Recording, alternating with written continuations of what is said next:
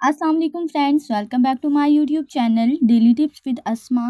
आज की इस वीडियो में हम आपको बताएंगे माविया नाम के बारे में अनोखी और दिलचस्प मालूमात। माविया नाम का शुमार लड़कों के नामों में होता है। माविया एक इस्लामी नाम है। माविया नाम की इब्तदाई तारीख अरबी ज़ुबान से निकलती है। माविया नाम के लड़कों के लिए खुशकिस्मत नंबर 6 माना जाता है। माहिरीन के मुताबिक माविया नाम के लड़के बहुत ज़्यादा भोले और मासूम होते हैं।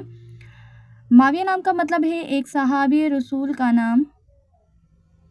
माविया नाम के लड़कों के लिए खुशकिस्मत दिनों में मंगल और एतवार का दिन शामिल है।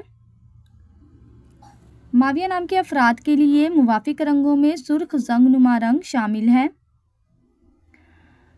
माविया नाम के अफराद के लिए मुवाफिक पत्थरों में पुखराज पत्थर शामिल है। खुशकिस्मती वाली धातुओं में हिंसों के हिसाब से तांबा शामिल है।